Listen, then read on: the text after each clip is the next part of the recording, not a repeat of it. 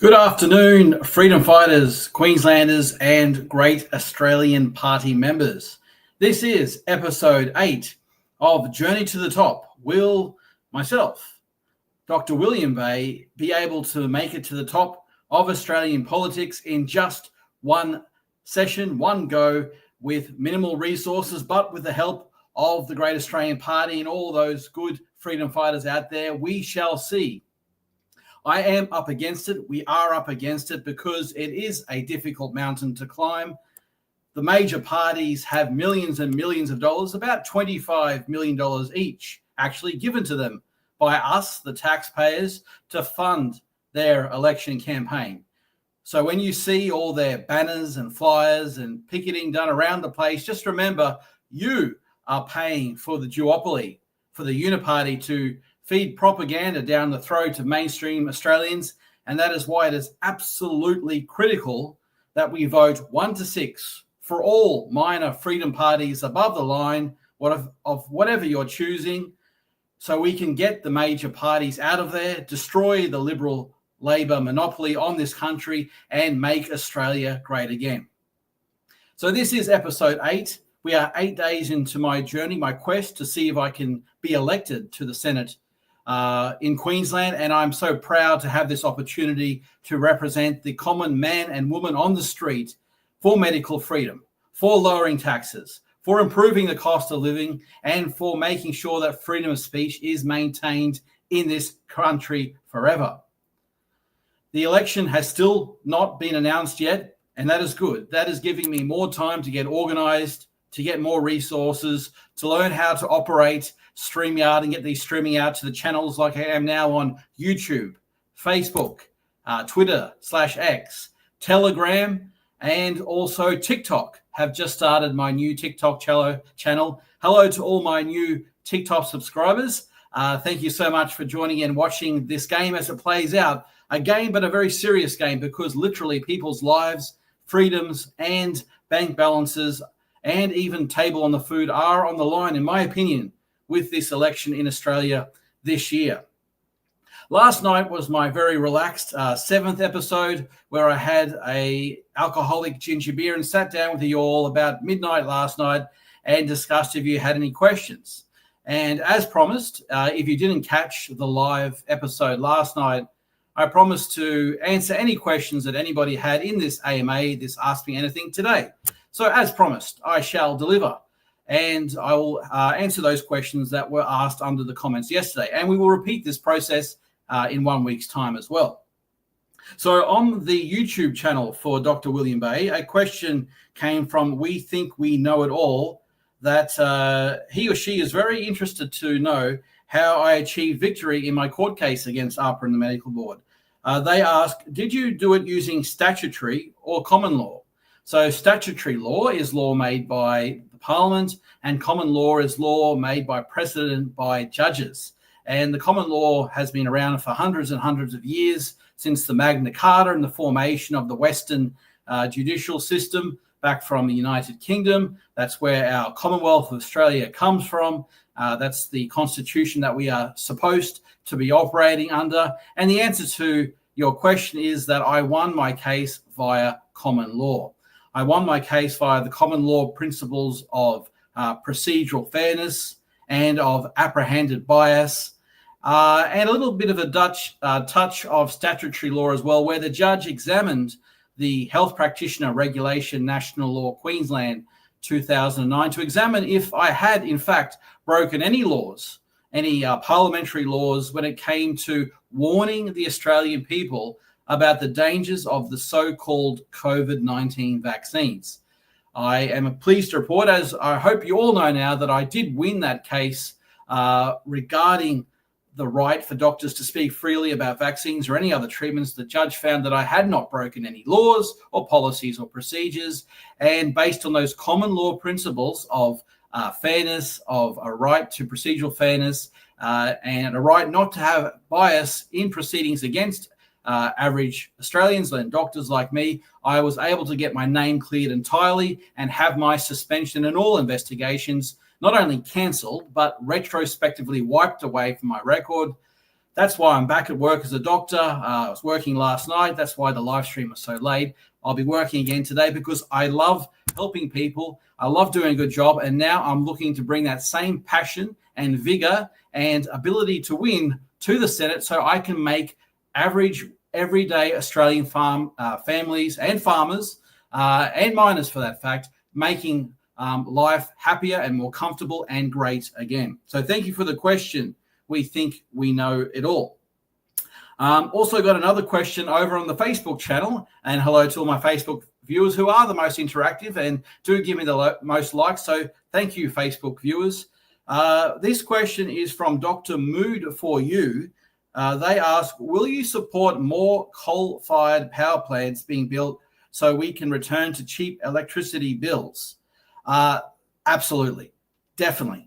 1,001,000,000%. I'm from Central Queensland. I'm experienced with coal. I have friends working in the coal industry. I have friends working in the fossil fuel industry, as they so claim. And whilst I'm not against solar power, I am against wind power with those turbines destroying the environment and destroying farmland. I am for cheap energy, especially when we have so much of it, so many resources in Australia.